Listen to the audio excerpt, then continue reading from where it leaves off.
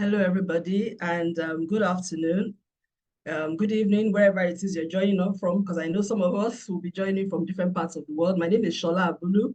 I am your moderator for today's session on stakeholder engagement in the age of activism. I welcome you all on behalf of the IABC Africa West Africa Interest Group. This is me, Shola Abulu. I'll be your host for today. It's going to be an interactive session. If you're in the chat, please just tell us where you're joining from, and just let us know that you're here. Say hello and everything. And yeah, keep your questions going. So let's introduce you a little bit to what IABC is all about. It's an International Association of Business Communicators. It's really just about, it's a place, a network where communications people can find their learning in terms of how to become better at what they do, how to learn from people across different parts of the world. And it provides a credible platform for networking, mentoring, peer learning, and that kind of thing. IABC exists in about 80 different countries around the world. And we belong to the Africa region, and the West Africa Interest Group is a community within the Africa region. So if you're here, you're from West Africa, and you're not a part of IABC, please, we need you to join IABC ASAP.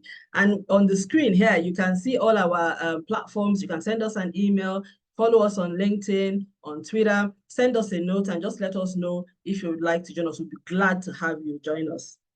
And yeah, become a member today. We've talked about that. There's a lot of content on the IABC platform. We have a lot of things on our website, but we also have a community hub, which you can only you can only access when if you are a member. So there's a lot of value in being part of IABC Global, and then IABC in the West Africa community. We have a WhatsApp chat group, and we share a lot of content, and a lot of us here are part of that community. We also provide certification as well, which is very important for credibility within your profession.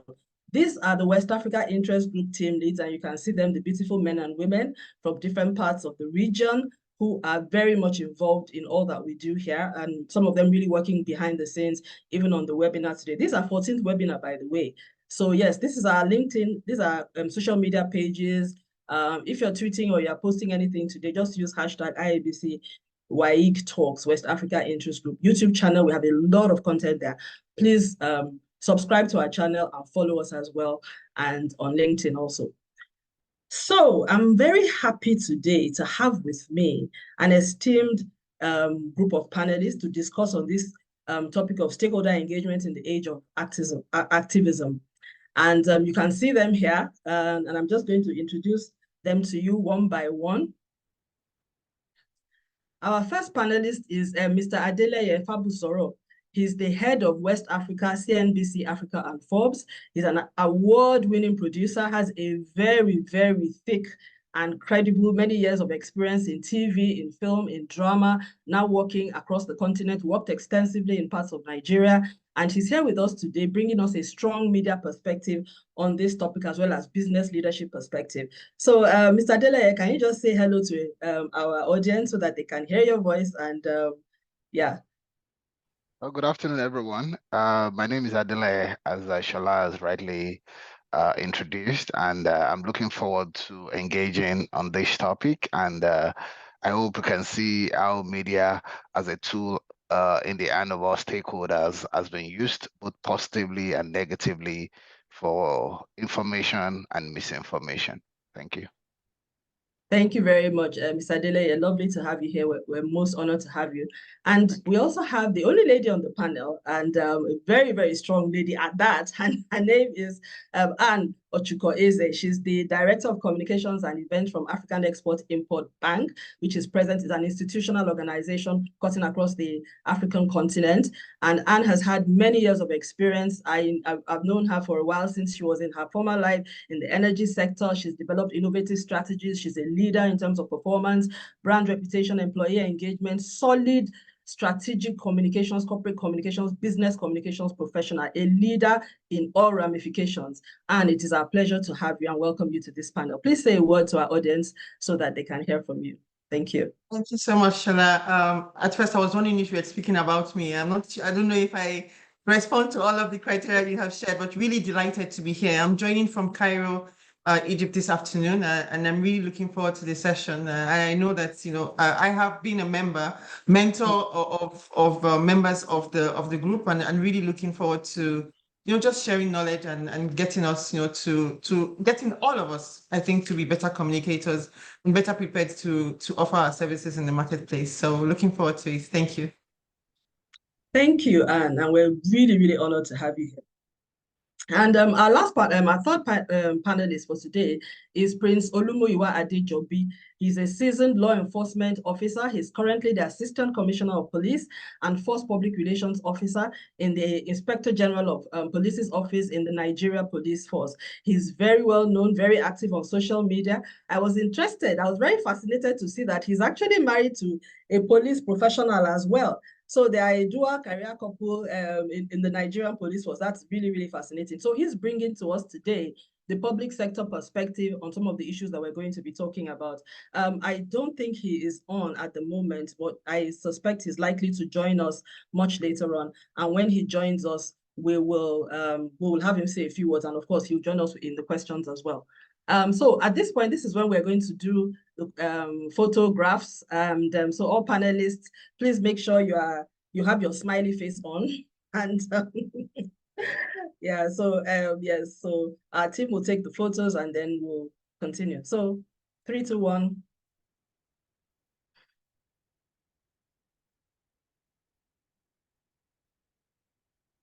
Are we good to go? Someone should give me a thumbs up if we are.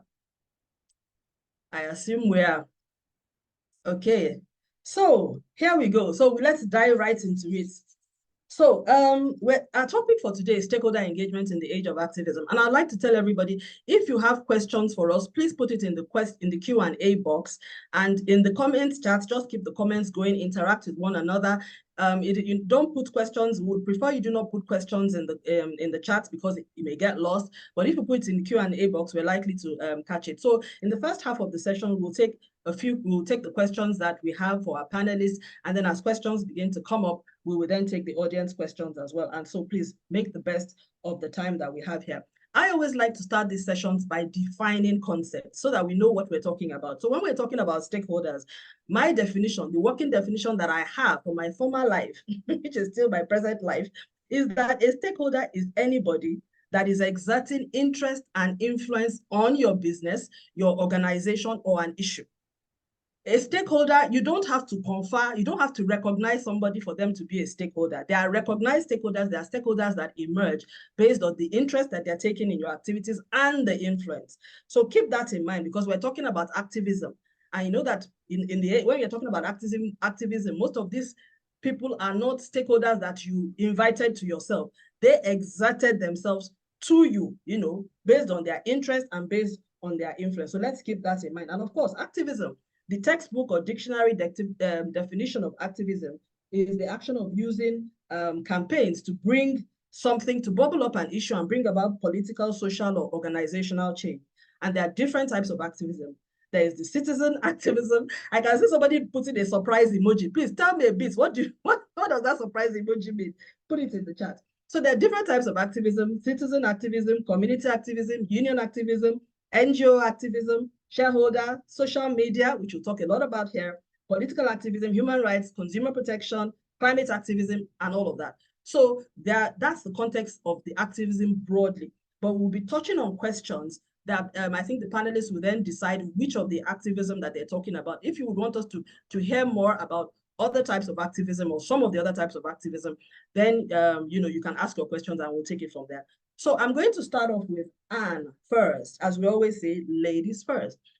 So question for Anne is, when we're talking about stakeholder engagement in the age of activism, we're looking at strategies for success. We see that this is an emerging area. We're seeing that people are beginning to exert themselves in terms of activism. And like Mr. Deleye said in his intro, the media is playing a lot it has a lot to play in that space. So in terms of the evolving media landscape, how is the relationship between traditional media and activist-driven narratives changing? What strategies should organizations adopt to stay ahead in this evolving landscape? So I want you to talk a little bit, first of all, about what you see evolving, what's changing from your business leadership, communications perspective, Pan-African at this point, and also experiencing Nigeria. How is that relationship changing? What are the patterns, the trends that you're seeing? And what kind of strategies should organizations stay to adopt to stay ahead in this continuously evolving landscape? Over to you, Anne. Thank you very much, Shola. I think, first of all, let me focus on the trends, right? If I just go back, 15, 20 years ago, before social media became kind of mainstream, everyone depended on traditional media for the news, right? So your only news outlet was your TV, the news at a particular hour, your newspaper, your radio. And so the news was, I would say, amplified in bursts, right? So you get a burst of news at 9 p.m., you get a burst of news at 8 a.m. Unlike today, where, as we all know, social media has really taken over in terms of news amplification. So news is now 24/7. It's round the clock, around the clock, every day, nonstop. So I think even from a news consumption point of view, that trend is really in a way challenging the traditional media landscape as we have known it.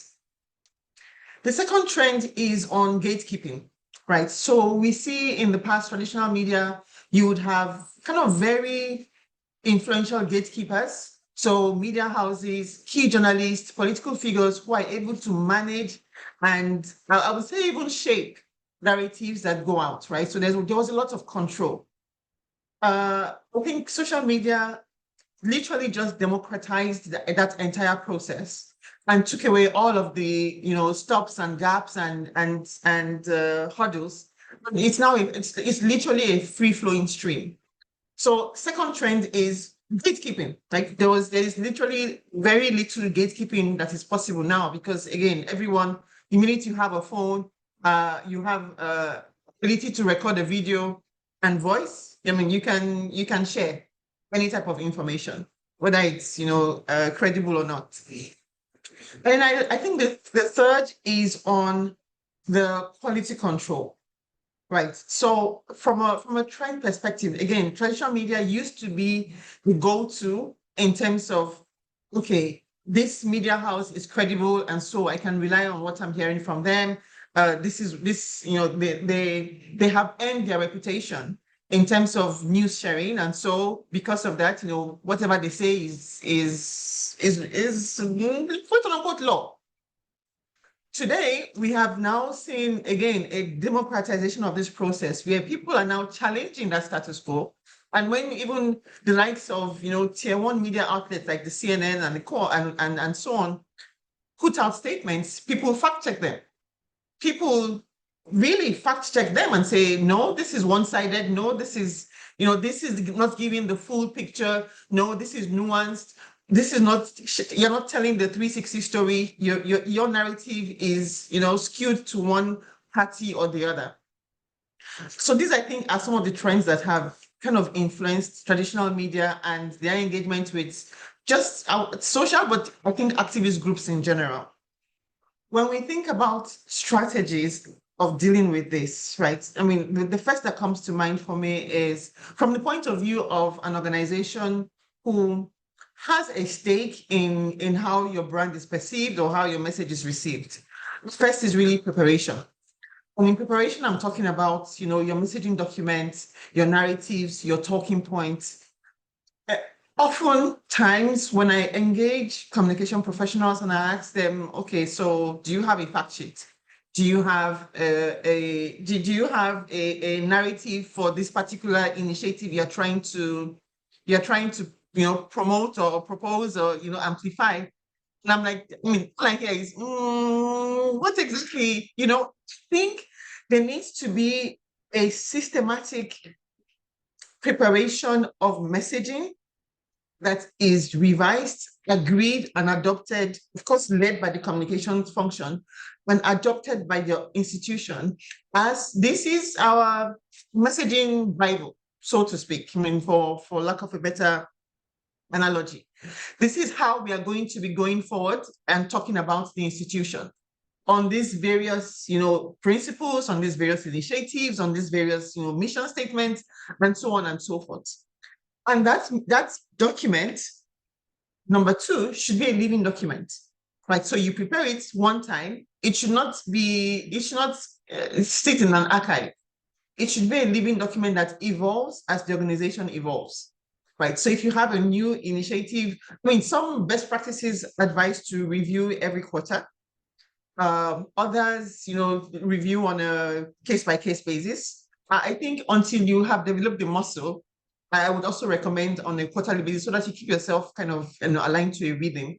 And you have these documents, again, the fact sheets must have, your messaging documents must have, your talking points must have. All of these documents help you prepare. In the eventuality that you need to use them, you don't have to start scrambling, right? The worst type of communicator is the communicator that has to scramble. You are prepared. Preparation is key.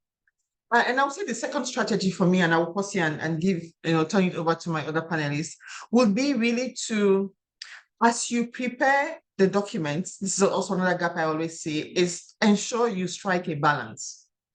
Make sure your document evaluates all scenarios in its preparation. So do not prepare your document only with the point of view of, I'm going to be proactive in my communication, everything is going to be well and good with the world, I will not have any issues, I will not have any crisis, and I will always have the media on my side. Because oftentimes, we know, I mean, for those who have been in this, space long enough, it is quiet until it is not. And so your document should prepare scenarios. You have your messaging document that is your standard talking points go-to document, but you should have a scenario planning document that says, in the event that X happens, we do Y.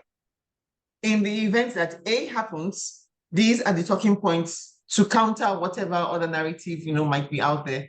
So just, I think, two secrets from Anne's portfolio that I would love to share with this team, with regards to strategies in managing traditional media and activist groups in today's world. Thanks, Thank you very much. Thank you for that, Anne. And to be honest, everyone listening, Anne has just given you like a short cheat sheet into how to manage issues in the age of activism. There are many things that she said in there that are standard practice, global standard practice at every level in the world. And for me, when I hear people speaking, I can tell people who have worked at an international level and are operating at global standard, you just got it right there from her. She talked about some of the trends that have been happening, the gatekeeping that used to happen in the past, in those days. And I liked what she said about media used to come in bursts, because really that's how it was. I remember then we used to sit down to watch NTA News at 9, as in really, it was a family gathering. Who does that anymore? For what? Well, I think some people still do it anyway, but point is, it's not 24/7.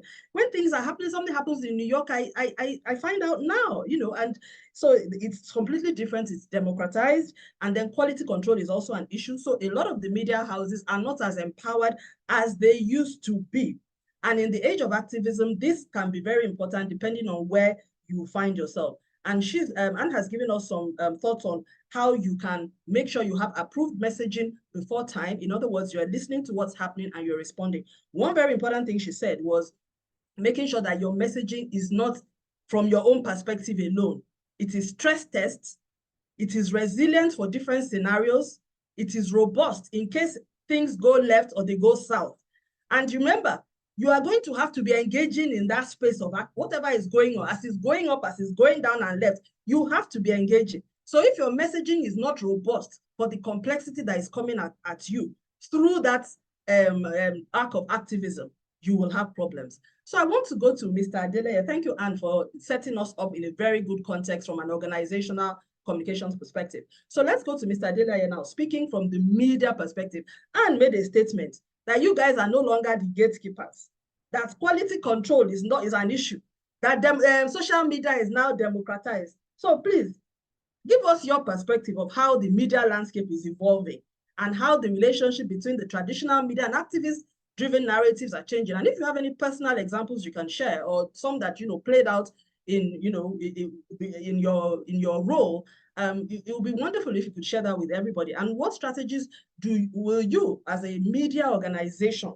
adopt, or have you adopted to stay ahead in this evolving landscape where the authority of the media, the credibility of the media, appears to be challenged? And if you disagree with my view or have view on this, please feel free to do so. So, Mr. Adeleye, over to you. Thank you. All right. Good afternoon, everyone. Good afternoon, Anne.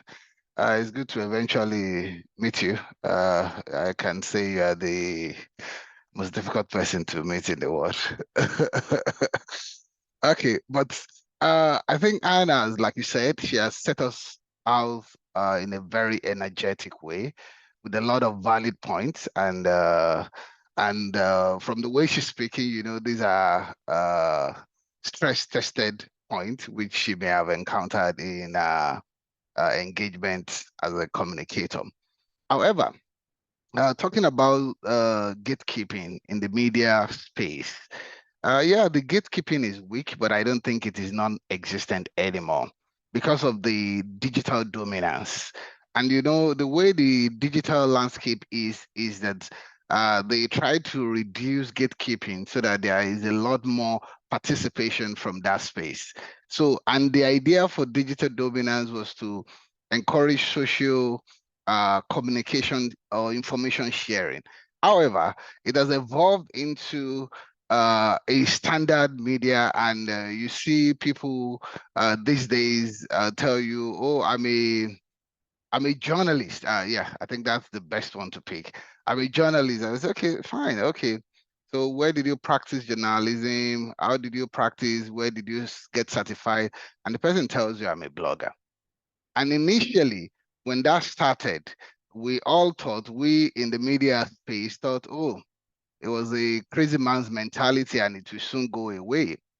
But now you can't say a blogger is not a journalist anymore because they have now been inculcated in the standard journalism practices.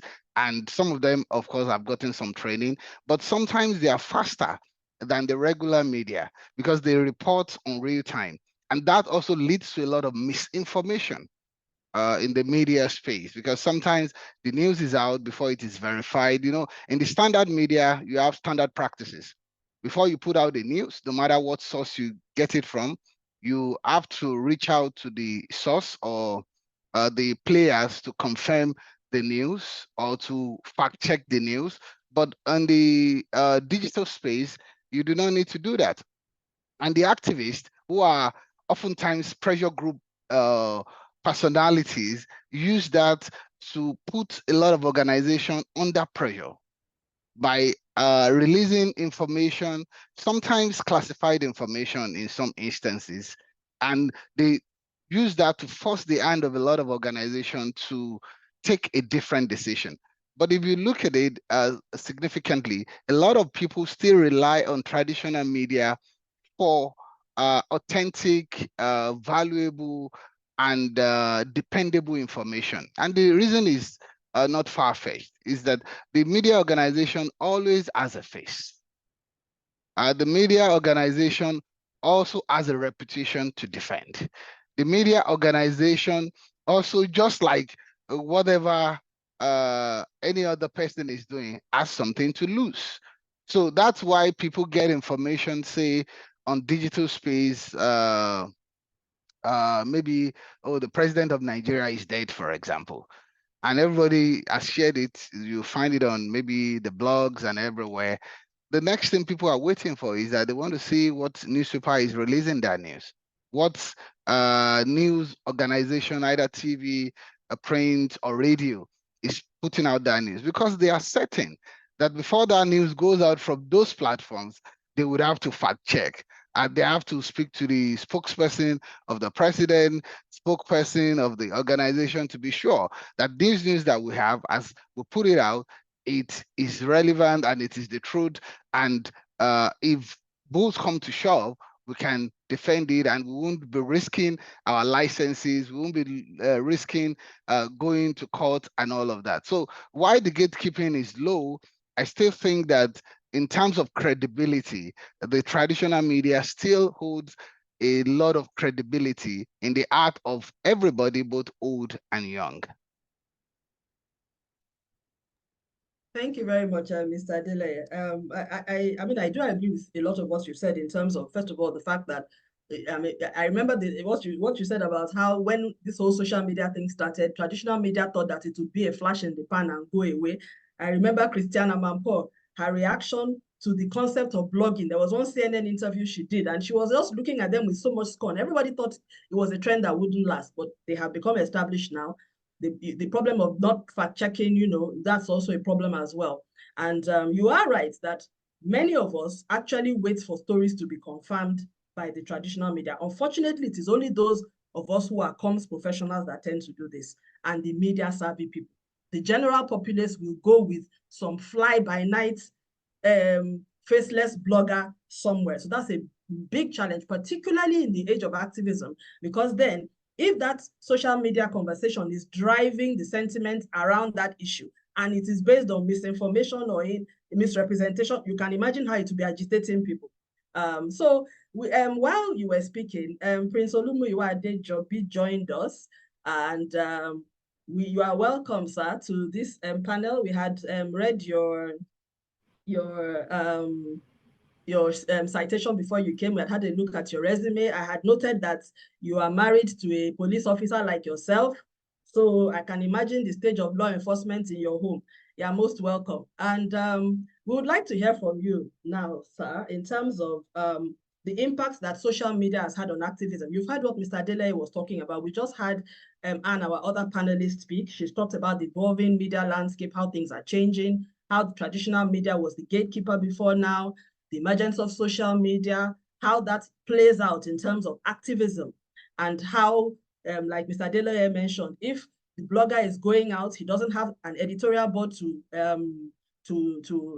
check with. He can just write, or he or she can just write anything they want. And if it's happening and that is driving an activist campaign, the impact it has on the public.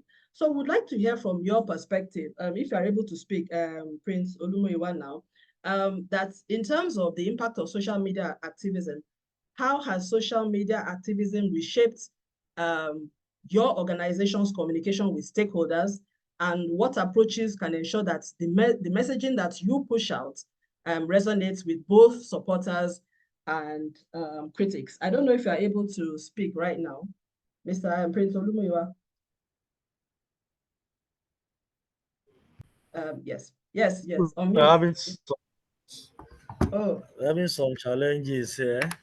I don't know what the problem is, but let us manage what we have. I want to commend the effort of all of you for putting this together. For those who have been able to adopt me this afternoon to join you, it's a sort of an adoption because they laid ambush for me. I can see, but most especially my friend Yemi Adeyemi, who has been on my neck, my childhood friends from my village, from everywhere. You know, we are preparing for Edo election and we're very, very busy. I had to delay my movement to Benin this evening just to spend very few minutes with you. We want to commend you because what you're doing is to help us in the police, to help us in the security family. Because people need to understand the meaning of the word or the concept activism. By defining many concepts here, I'm sure many of us will understand better. We need to know that misuse of words is the greatest cause of errors. There are some words, concepts we misuse in Nigeria and giving us a lot of problems. Let me start by saying activism, either physically on social media, is very key to have check and balances in every system. But in Nigeria, we don't understand what is activism because many of us that carry out or mobilize people to drive home our demands, to call for change, to call for better service delivery and what have you, we do with hatred. I want to say that in unionism or activism, we have stages if you want to engage the government or engage an institution. For those who are familiar with me, I was an activist in the University of Ibadan. I was a strong student union leader, and I've always been an activist. If the landlord sick, Femi Falana want to address me now, he will call me retired activist. But I always argue with him that I'm not a retired activist. I still agitate for people's rights. The first set of people that activists even the law enforcement agents. When you protect people's fundamental human rights, you are nothing than being an activist. We protect people from unnecessary attacks, from armed robbers, from kidnappers, bandits, and the likes. We are activists. But from the other side, the innovations we have on social media and our engagement with our teaming youth, particularly Gen Z, has been so helpful to us in the police and to me personally as the spokesman and image manager of Nigeria Police Force. I've taken the pain. I've taken the pain to engage many youths on social media. It's not convenient. It's not easy for me. But I think as a need to adopt to make my job easier, to help the IGP to reform the police, to help the federal government to reform the police, so that I can have that police force that is professionally competent, that is rule of law compliant, that is service driven and people friendly. So I see the use of social media vis-a-vis activism on social media as one of the yardsticks, as one of my strategies to gather intelligence, to address people's complaints, to have robust oversight function in the Nigerian police force, and to have accountability. You notice that these days, most of the complaints against our men, harassment, intimidation, extortion, have been addressed online. And I've never taken it up against any activists online. And there are some of these influencers who criticize the police or who expose the misdeeds of our men. It has not been a personal thing. We don't go after them. I even, in most cases, I appreciate them. I engage them personally and we talk. For those who have been so funny and mischievous about their engagements, their expressions, I still engage them. I talk to them. We don't witch-hunt anybody. Even where individuals write petitions against them for gross violation of the Cyber Crime Prohibition Act of 2015 or 2024 as amended, we still manage it because we need to tolerate one another. So activism on social media, the use of social media, our engagement on social media, all put together have been so helpful to us in the Nigeria Police Force. Even some of my colleagues on uniform, they find it very difficult to come up. Many will always attack me or they tell me, Muyiwa, don't do this because you want to expose us. Others will feel that we are not efficient, we are not active. But for me, as an individual, I feel more comfortable to engage. Even when they abuse me, the small boys, I know they are the age of my firstborn. They still abuse me every day. Even the 2 a.m. today, we had it. But I give it back to them. In science, reactions and reaction are equal and opposite.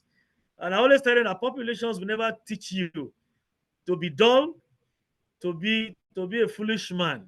It's only teaching you to be diplomatic in your engagement. If you call me a madman, I can call you a madman in a very polite way, and you still laugh. That's what PR teaches me. Not that I should be quiet to be a foolish man. But all the same, it's important for us to know that we appreciate it. And some of us even canvassing for use of social media in all areas. But we need to regulate the use of social media, particularly the concerns we have when it comes to misinformation, disinformation, spreading fake news, quote and unquote, is a threat to us in our security community in Nigeria. It's a great concern, and we have been discussing this to see how we talk to all these providers to see how we can actually manage the use of social media. But for so far so good, when we speak uh, concerning activism on social media or at any level, we are always very very comfortable, and we want to continue to educate some of individuals who don't understand the meaning of activism. It's not to come up and pour out your anger. For instance, the last end bad governance protest, when Take It Back group made use of certain words, we are not comfortable with those words. 10 days of rage, 10 days of this. By the time you understand the meaning, you think that they are coming out to fight. And we need to understand that the police has a responsibility to assess situations, to appraise situations, engage individuals to see how we can manage whatever situation we find ourselves. And if not properly managed, a conflict that's not properly managed will get escalated and turn to violence. And once you have a violence, I always say it, that a man who pulls the trigger to declare a war might not live to see the end of the war. So it is important for us to judge that war, to understand ourselves, to analyze situations, and of course see how we can adopt strategies to manage every situation. So I want to subscribe to the fact that social media is very key to have perfect governance, to have perfect security system, to have a better social system, to have sectorial equilibrium in all areas. But it's important we need to regulate the way we make use of the social media. Thank you very much, sir. Let me pause here so that I Um, can listen to you again. Yes, sir. Thank you so much for your insights and your contribution. And we really appreciate your coming on a day that is, like we know you have mentioned, that is really very busy. We really, really appreciate that so much. You said a lot of important things about the fact that I liked your opener when you said it's key to having checks and balances in Nigeria. You talked about the fact that you've been engaging with Gen Z. Yes, I follow you on social media, so I do know that you are very active there. And I like also the fact that you talked about the fact that it has helped you use it for certain things. You have been using it for things like intelligence gathering, engagement, complaints handling, and it's also helping in the police reform in terms of making the police more accessible to the Nigerian people. So one thing that I think a central thread of everything you've talked about was really talking about the diverse kinds of activism. So the positive versions of activism and the others that may be less than positive. And at this point, I'll go to Mr. Adeleye to take us on a conversation around when you are dealing with diverse forms of activism. How do you build transparency? How do you use transparency as a trust building tool? And I mean, what role does transparency play in building trust with these sort of diverse forms of activism? Is there a role for transparency? And how do you build trust? Is that, I mean, just give us a little bit of the experience that you've had in your space on how transparency can be used as a trust building tool. Assuming you're dealing with positive activists, people who actually want positive change. And even if you are dealing with those who want, maybe their motives are a little bit questionable, how does transparency play in all of that from a media perspective? Thank you. All right. Okay. So essentially, I don't think there is negative activism. So I think that the thing about it is to understand the agitation of people who are agitating. So I give you an example.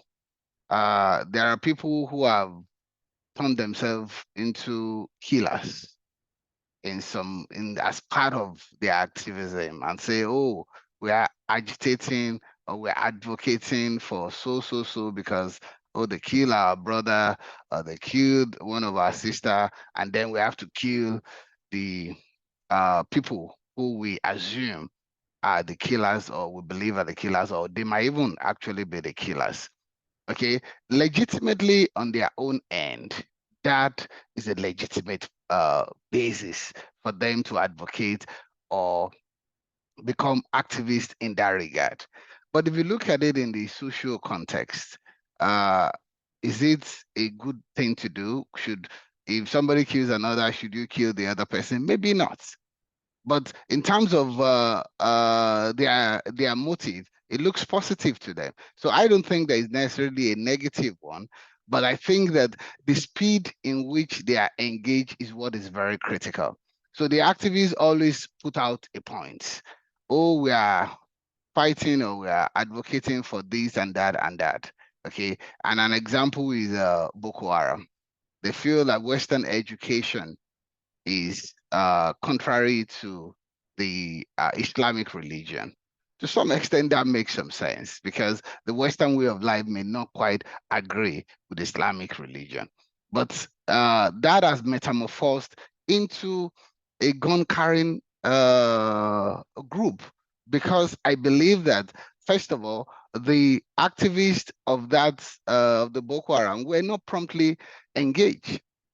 At the time they were engaged, I think the leader was killed or something. Okay, and that degenerated into why we have to spend millions of naira in Nigeria now to be able to manage them. Okay, but in the real sense of it, if their concerns had been addressed from the beginning, I believe that we may have had a different situation. So what does transparency help in building uh, trust among stakeholders? So first of all, transparency helps to build credibility because now everybody is putting out their card. Oh, this is the issue. Oh, maybe I was wrong here and you were right here. Okay, this is how to handle it. This should be our resolution. This should be our middle point. Okay, and then that could lead to some level of agreement. Okay, just like a government does with unionists and all of that when they want to go on strike and they have some demand. Then transparency allows for accurate reporting. Now, when I say accurate reporting, it's not about just the stakeholder. Now it's the media stakeholders. So because by the time the issue happens, the media is reporting on either side, either from the activist side or from the opposition side. But depending on what information is available is what the media is going to report on. The media, unlike the police, would try to do a lot more detailed investigation and they could extract a lot more difficult information than the media could extract. The media is just going to engage you by asking you a question, probing what you have provided, interrogating you, and be able to at least make a point from that. So once there is transparency, the informations out are more accurate. And when the informations are accurate, it helps the public to also decide which is a correct point and which is not a correct point. And that could lead to, it could snowball into another kind of activism because some people then begin to take side and say, okay, if this is the valid point, then why are you not responding in this manner? Okay, so that accurate information is very helpful. Then it enhances accountability. So once there is transparency, there is accountability on either side. Okay, it also it encourages engagement. So when I believe that, so one of the problems that the police, for example, have had in a country like Nigeria, and it's not peculiar to Nigeria, and I think also if you look at Africa, I think Nigerian police are still some of the best. They are worst police in this Africa. But nobody quite talks about them anyways. But in Nigeria, because there are a lot of enlightened people, so and we are more modern, so we put our stuffs out there. So one of the problems that the police have had over the years, which I think is reducing gradually, might not have fully been eradicated, was trust. So people don't trust the police. So the police say stop, and the man that the police is telling stuff feels like it means run because this man is going to exploit you.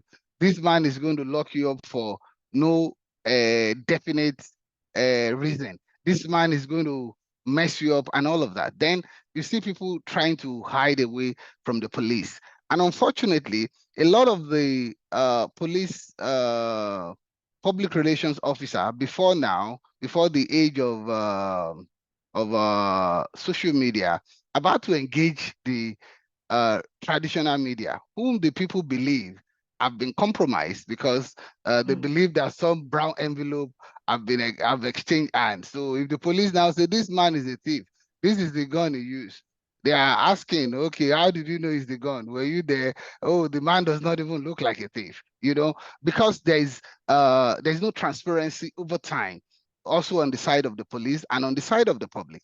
So once there is transparency, it encourages engagement. People freely, and they really want to engage with you. I've seen people report the police on social media now, and they see some people dismiss, though I don't agree with that strategy.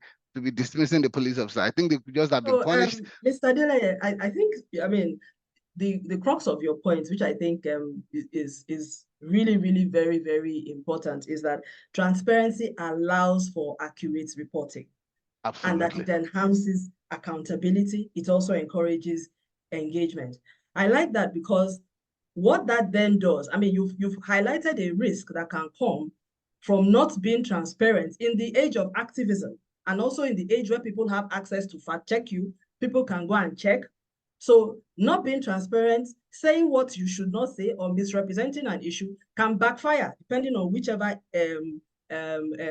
way you're working from. And then the media, if the traditional media then reported you based on what you said, now the media is now, the credibility of the media is also put onto play, whereas they should have been your ally. So I think that's a very, very important point. If you don't mind, I'd like to ask a question. I mean, and there's a question that has come up about building trust on misinformation. Yvonne, I've seen your question, but we're going to talk in depth about misinformation in a few minutes. So I want us to finish what we're doing now, and then I will ask Prince Olumuyiwa to take that question about building trust and misinformation. So if I may go to Anne at this point, please. And as you can see, we're running out of time. We're trying to keep this in a 1 hour, but this is a very passionate conversation. I'm sure I could hear Prince, I could see Prince Olumuyiwa waiting that please give me the mic. So let's hear from you. Talking about, for instance, citizen activism. We talked about different kinds of activism.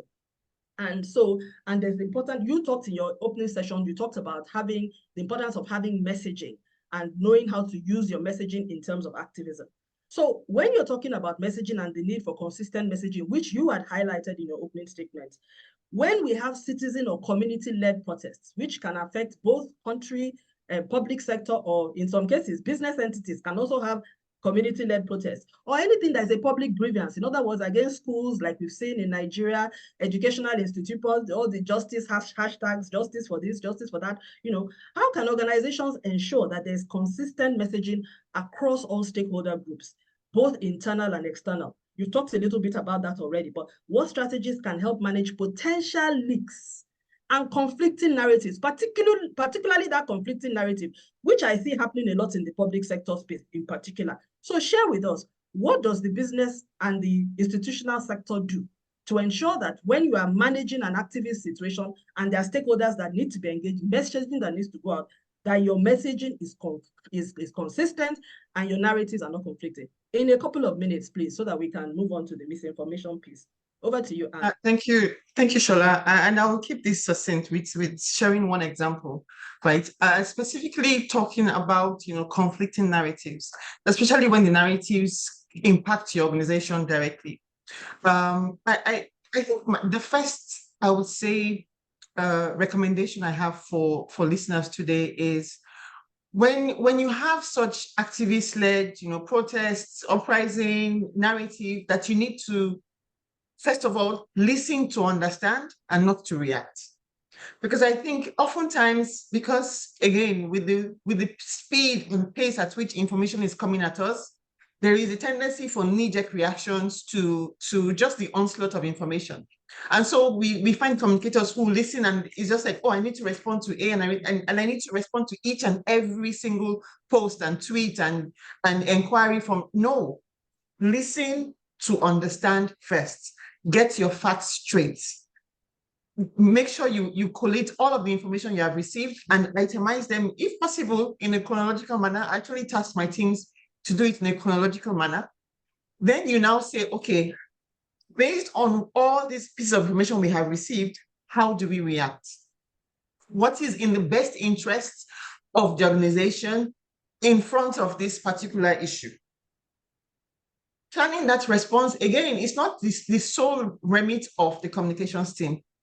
You need to do it in collaboration with either your business or your leadership. I mean, or a combination of both, depending on the issue at stake. And I'll give the example I was going to share.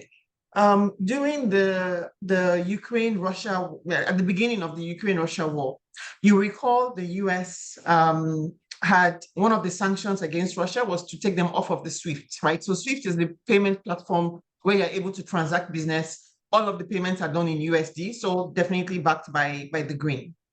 I mean, all of a sudden, Russia finds itself out of that space. and not being able to transact. So they go looking for, countries who are sympathetic to them and can transact outside of the dollar. And we began to see a narrative in the media space talking about de-dollarization. Now, as a communicator, that sounds like a far off initiative. It doesn't, or far off narrative, it doesn't really impact, the bank. But when we look inwards, we also, as the bank, have a payment platform that we have been using to promote intra-Africa trade between African nations, because there is, only 3% or 13% of trade today in Africa is between African nations. Most of it is between Africa and the rest of the world. So this payment platform is supposed to help increase and activate and really potentially amplify the amount of trade between African countries. Now, what happens? We have the de-dollarization narrative that is out there, and all of a sudden gets linked to our payment platform, and we are getting inquiries that, oh, is this your platform being used against Russians? Is this your platform being used or used against the US? Is this your platform, completely misrepresenting the ethos and objectives of the platform itself, which is really to drive intra-Africa trade.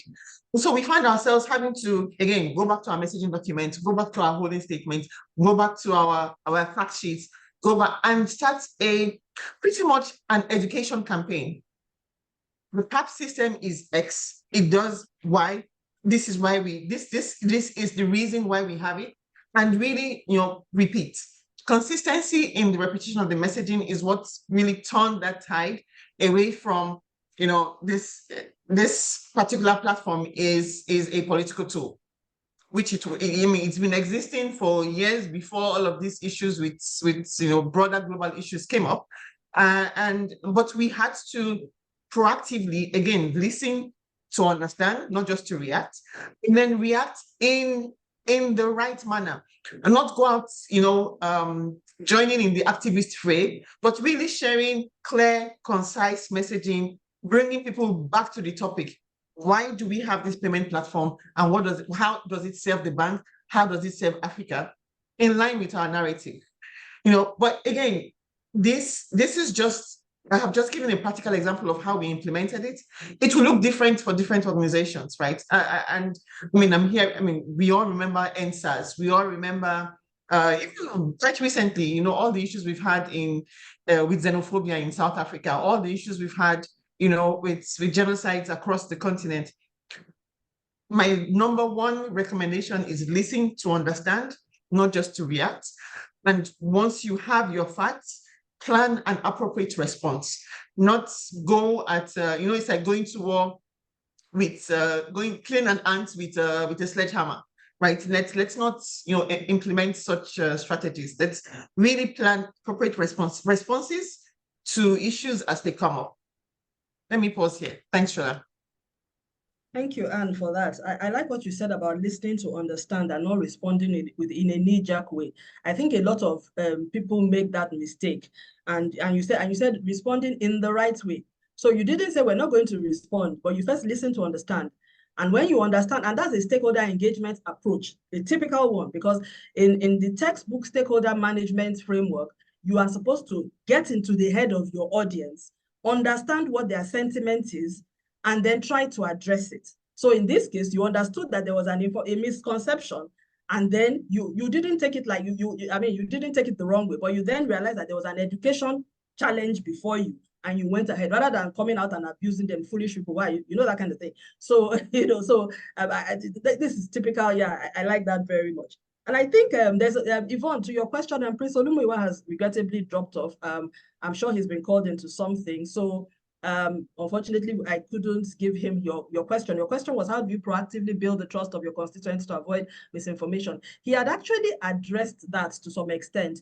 He had said that, first of all, he had acknowledged that there's a huge problem with misinformation in the Nigerian space. He's the first public relations officer working in the Inspector General of Police Office in Nigeria, and he said there's a huge problem and that they're thinking of ways to sort of manage the use of social media, working with platform owners to make sure that, you know, they do not amplify misinformation and that, you know, their platforms do not become tools for fake news and misinformation. And I know this is a conversation that is happening outside the country as well. He also said that his presence on social media is also to bring the youth, make it easier for people to fact check and cross check information with him.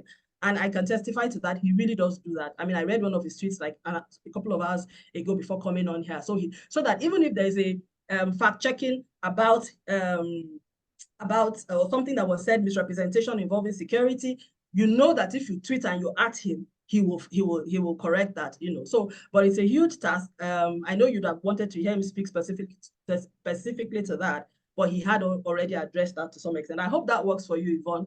And if you need a little bit more specifics, I'm sure we can get some for you after the session. So please keep your questions coming. We're running out of time because it has been a very engaging conversation. But I would move on to Mr. Deleye at this point, where we begin to talk even a little bit more in depth about this whole concept of managing misinformation, particularly in this age of activism, because some people actually say we're actually in the age of activism. And I think I agree with that, because right now if you go to your Twitter feed, hashtag activism is the thing. There's always one justice for this, justice for that, boycotts. The boycotts have reduced a lot, but there's a time when brands were being canceled like no man's business. There was a lot of that going on. So in the social media space, sometimes misinformation comes. Sometimes some of the activism is even fed by misinformation. So what are the kind of strategies that organizations, I mean, Yvonne had asked a question for which she had wanted the first public relations officer to answer, Prince Olumiwa, but from your own perspective in the media world, how can organizations proactively counter misinformation campaigns by activist groups? What measures can protect reputation and ensure that, you know, information is accurate? How, and what do you think can be done differently in that space? I think, first of all, in terms of misinformation and protecting your brand against misinformation, the first thing is that you need to open up your brand, which still boils down to transparency. There has to be a feedback, a dual communication space for your brand. The world is a lot simpler now. Okay, and then you have to either on your website or on your social media pages, or you could set up a CRM where people can always cross-check any information that they have about you, and they must be very responsive or almost immediately. I think that's the first thing that would help you to avoid misinformation, because as your brand gets bigger, there's no way you can quite avoid misinformation. There will be misinformation. I give you an example. There was a year during the late Governor Akala in Oyo State. So it was close to an election. And then I don't know, maybe the government was trying to feed the children in the schools or something. Then some people started telling people, oh, the governor wants to do some jazz against the election. So he's feeding the children, and 10 children are already dead somewhere. 5 children are dead somewhere. And you see educated people running about, going to schools to pick their children before they bring in the noodles to their school. So the idea was that the governor poisoned the noodles so that they could kill the children and they could be used as some sacrifice towards the election. Okay, so that went on. The government did not deny, neither did they correct the impression. However, it impacted on the sales of Indomie noodles. There was Indomie then. I think they were just about the only one around there. So it was Indomie. It impacted their sales a whole lot, that they had to do a lot of campaign. They had to even now go to the school now and feed people for free and say, okay, we are going to be here and you see that you won't die, So the engagement there has to be a two-way engagement, both virtually, physically, in terms of physical engagement, like town hall meetings, one-on-one interaction and all of that. And then also, you have to be clear and concise about your messaging. So oftentimes when there is a misinformation, a lot of brands are not clear about their messaging. So you have to be clear and you have to be concise. So you have to avoid information overload on your audience so that they are very clear about what you are getting. And you have to avoid the echo chamber where nobody is talking. And then there is a lot of vacuum and you are wondering, okay, could it be true? Could that not be true? And all of that. So that's important to do. And also you have to ensure that there is a lot of transparency and honesty in that information that you are passing. Suppose there is really a problem. It's important to acknowledge the problem, but this is the problem, not this problem.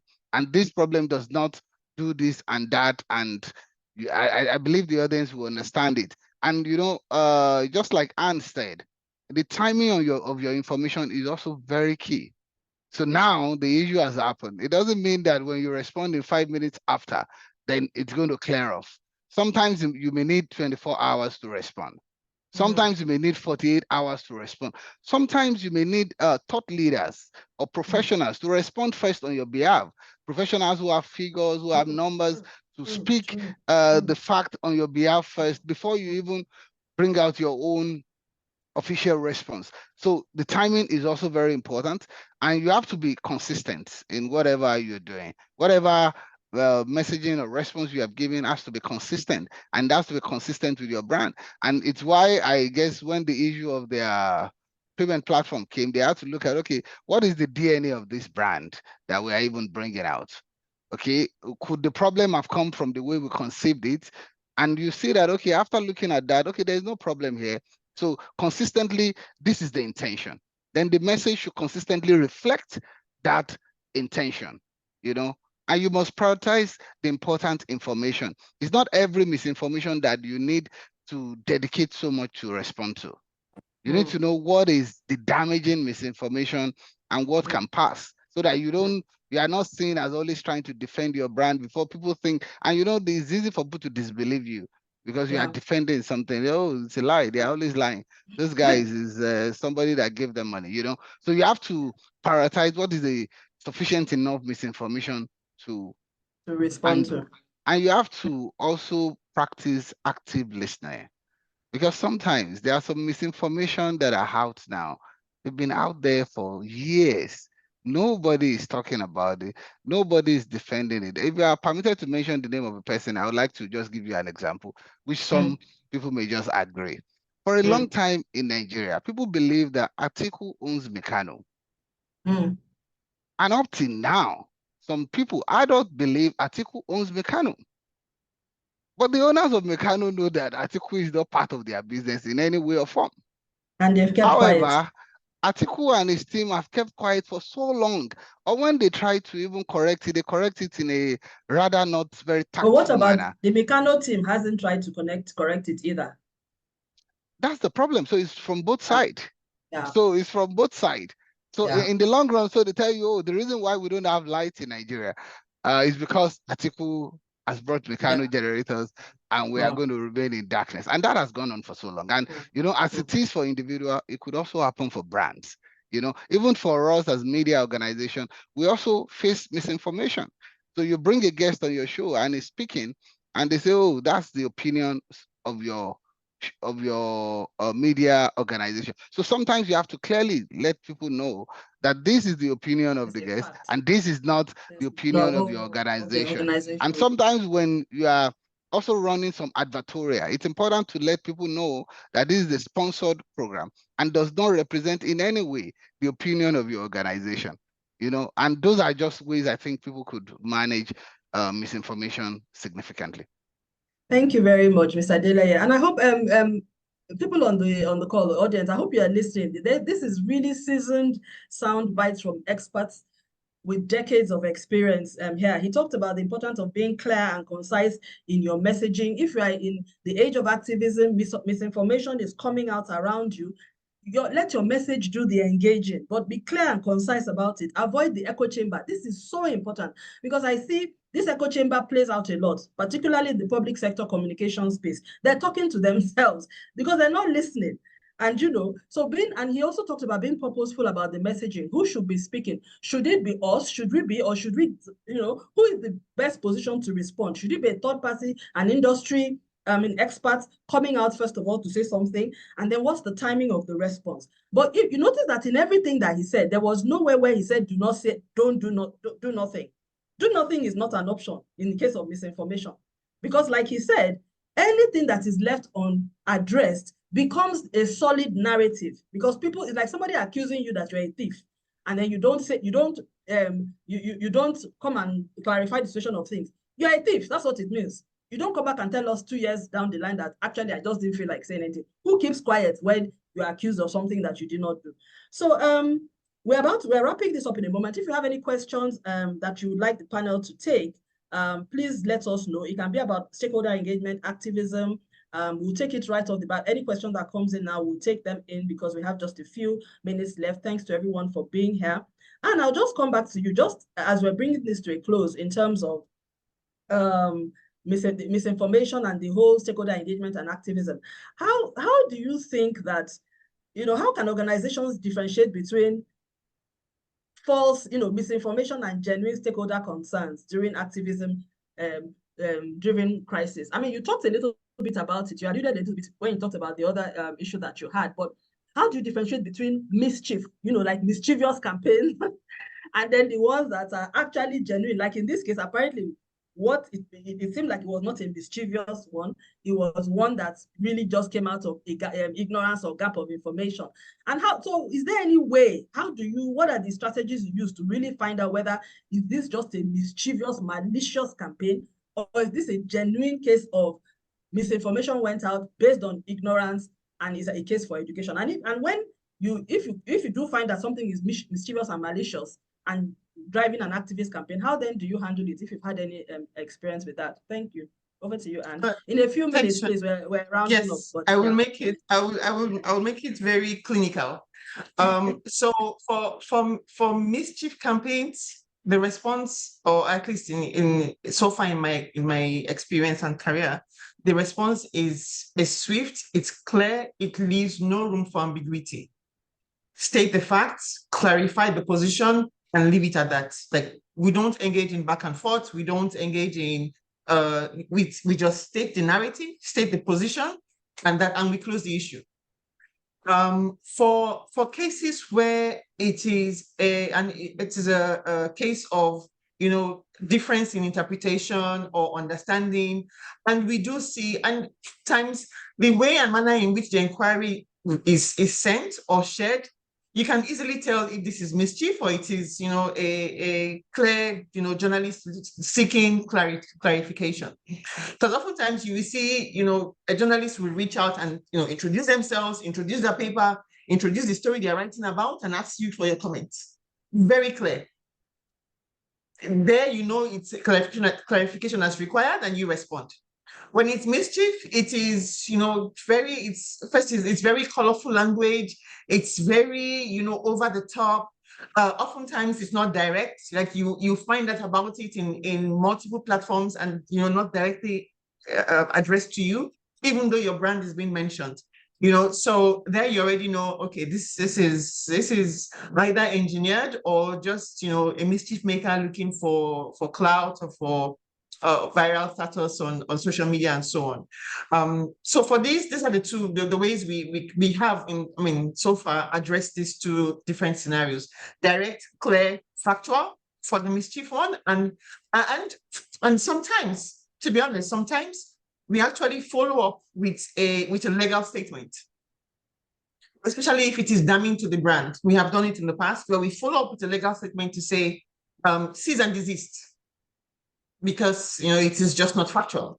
And then like I said, for the others where it is a genuine concern, you address. Sometimes you address by just writing back in an email. Sometimes we get on the phone and say, look, let's have a conversation. Let's kind of elucidate you a bit on these questions you're asking, and let's get to the bottom of it.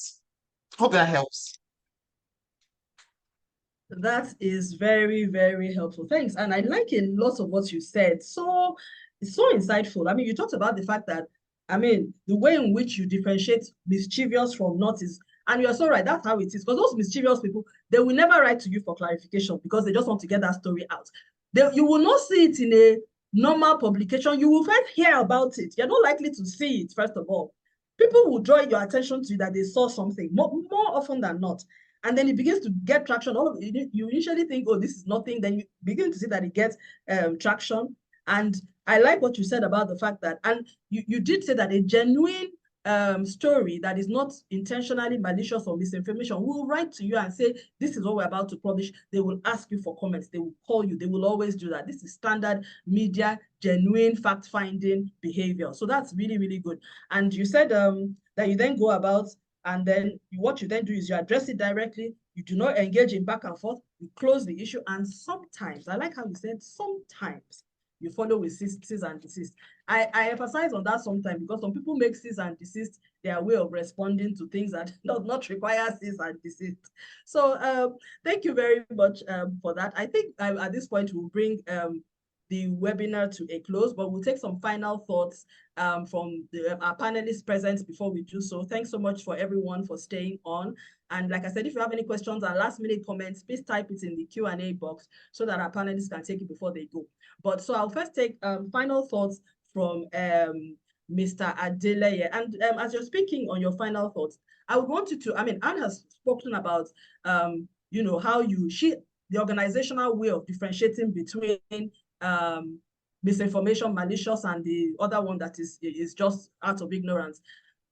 As you give your final thoughts, please tell us a little bit about the media and fact-checking partnerships that exist and how organizations can collaborate with media outlets and fact-checking bodies to combat misinformation. I think this will be very helpful to a lot of our professionals on the call. People may not even know that such partnerships exist. And I would think, it's a pity that Prince Olumuyiwa is not here. It would have been nice to hear if they are considering any partnerships with any media organization on the fact-checking basis of, so just a little bit of context on that, and then you give us your final thoughts, and then we come back to Anne. First of all, in taking fact-checking, we need to also, first of all, look at tools that are available for everybody to fact-check, both organization and individuals. Okay, there are tools to check to fact-check information, like on website like Snopes, like factcheck.org, like PolityFact and all of that. There are tools that are very available for us to use globally that helps us to fact-check information that is related to website.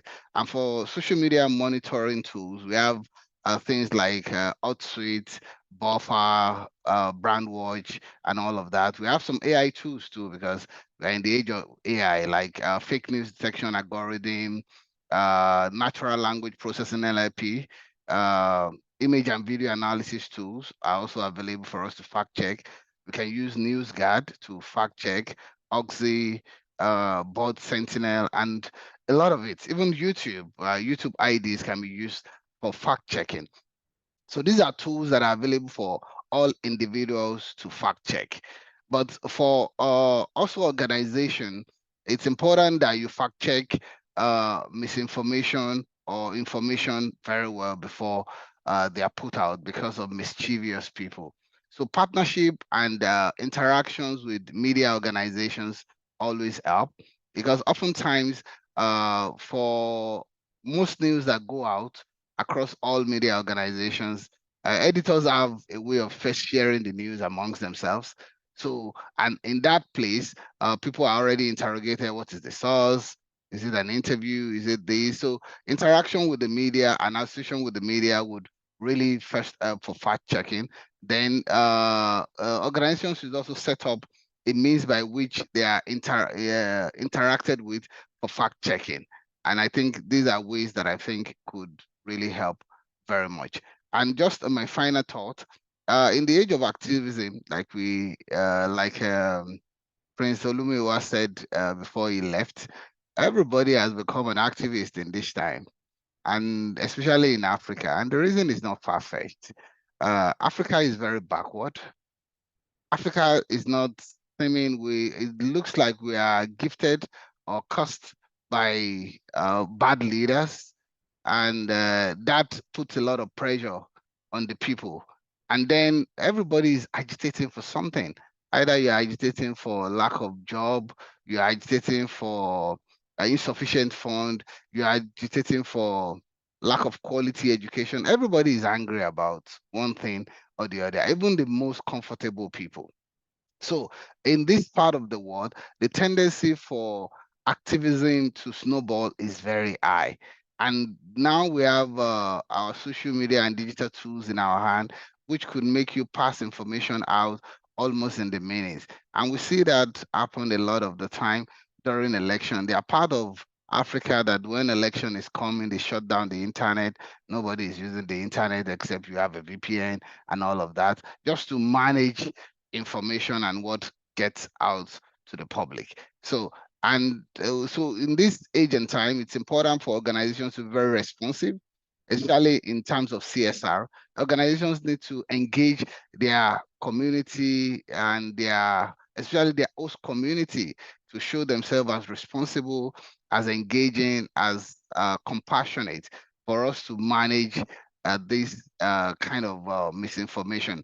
Like we had in the case of Dangote sometimes ago. I'm not sure you saw, that it was somewhere in the news that Dangote was the land he bought for the refinery was he usurped it from the landowners. And you ask, how does somebody usurp almost 7 community? You guys sold the land to him.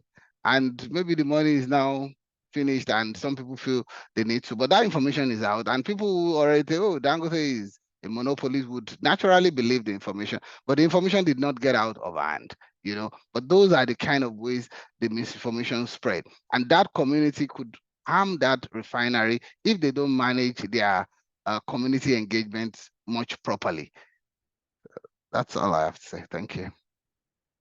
Thank you very much, Mr. Adeleye. Thanks so much. I really like a lot of what you said. The crux, when you said the leadership and governance gap in Africa lends itself to activism, I think you've hit it on the head.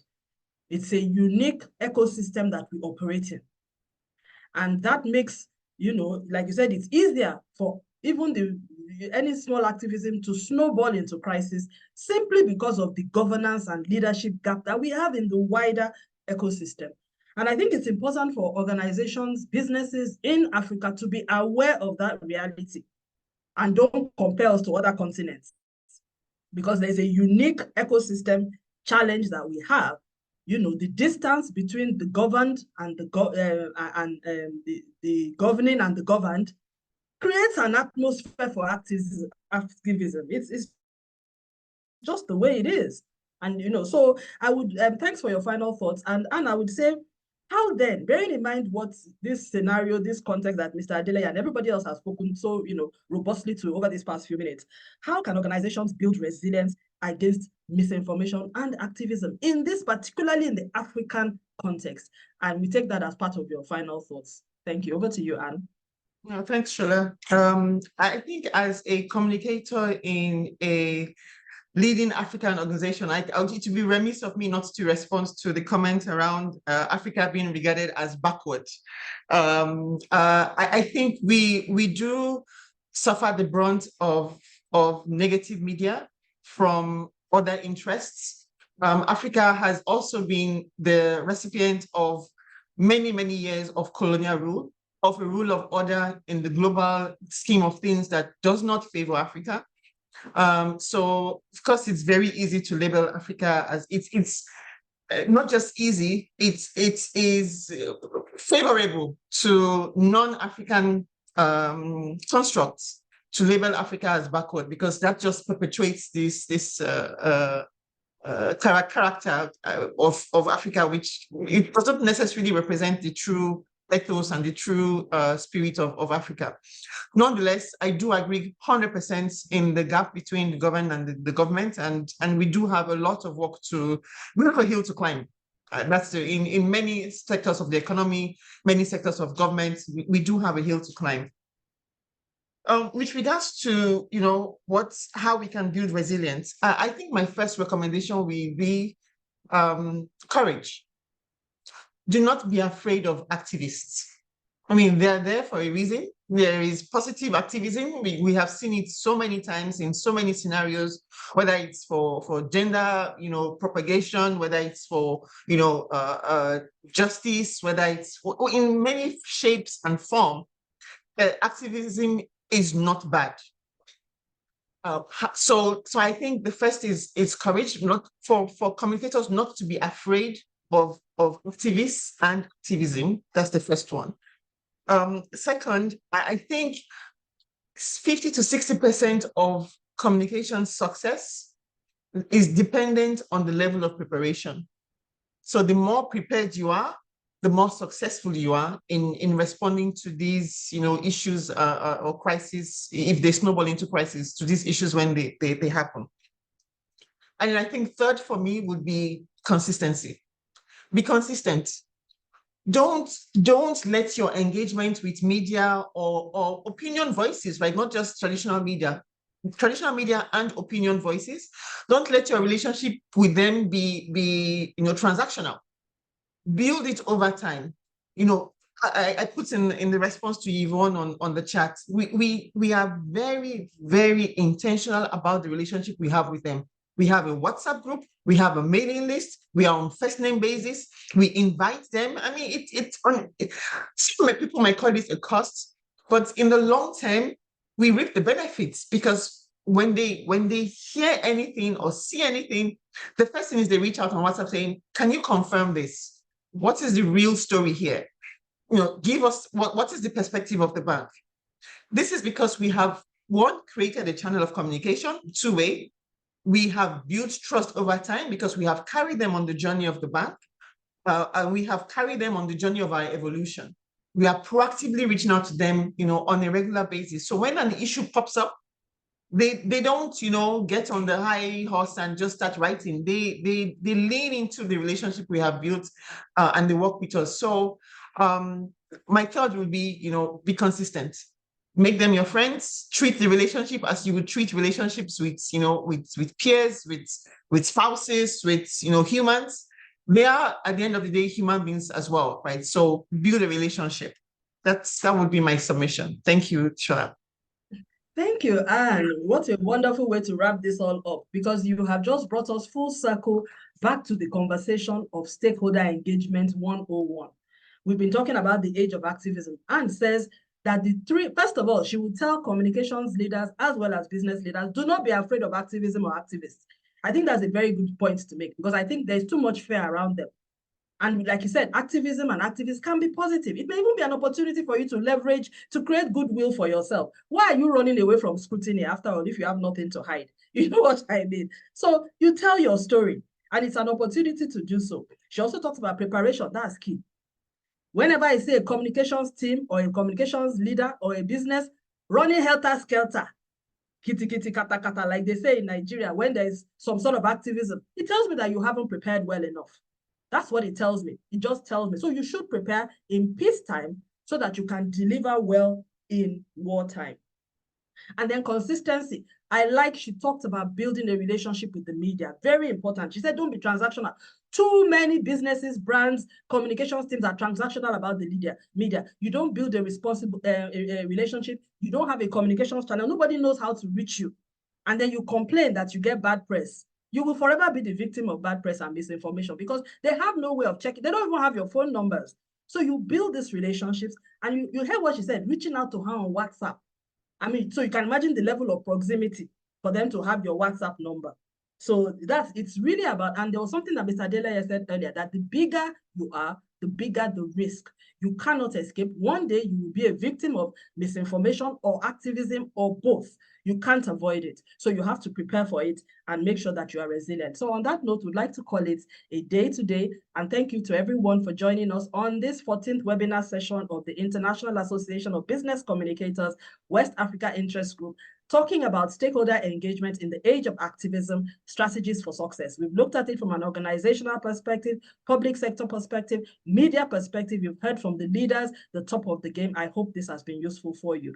Thank you for staying up till this point. Many thanks to our wonderful panelists. Please appreciate them in the chats. If you thank them for sharing their time and their expertise, even Prince Olumuyiwa himself, taking some time out of National assignment to be here. We're most grateful to you all. So on this note, bye-bye, everybody. And we will have this posted on our YouTube pages, so you can see this and share this with others as well. So bye for now. Thank you, Anne. Thank you, Mr. Deleye. Can we hear your voice again? Say bye-bye to everyone. Let them hear you. Thank you. And thank you please so much. appreciate- And thank you to you, Bye-bye, Shola, everybody. for managing this conversation for us. You made it as animated and lively as possible. So kudos to you too. Thank you, Shola. Thank you, Anne. Thank you, everybody. It's a good time to be here. Thank you. Have a good evening. All right, bye.